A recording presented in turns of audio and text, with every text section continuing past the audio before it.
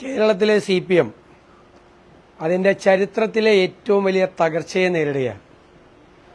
ഈ തെരഞ്ഞെടുപ്പ് കഴിഞ്ഞാൽ ബംഗാളിലെ കമ്മ്യൂണിസ്റ്റ് പാർട്ടിക്ക് സംഭവിച്ചത് കേരളത്തിലെ CPMന് സംഭവിക്കും.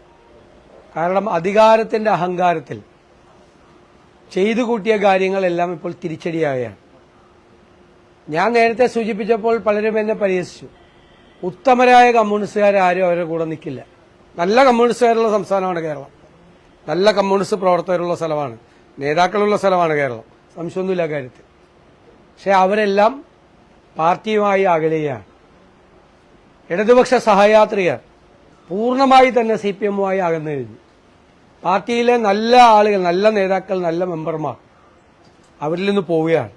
കാരണം അവരുടെ ഇന്നത്തെ സംസ്കാരം എന്ന് പറയുന്നത് തീവ്ര വലതുപക്ഷ സംസ്കാരമാണ്. ഒരു കമ്മ്യൂണിസ്റ്റോ ഇല്ല, ഒരു ഇടതുപക്ഷവും ഇല്ല. സംഘപരിവാർ സഞ്ചരിക്കുന്ന അതേ വഴികളിലൂടെയാണ് കേരളത്തിലെ CPM സഞ്ചരിക്കുന്നത്. എല്ലാത്തിനോട് കോംപ്രമൈസ് ചെയ്യാണ്,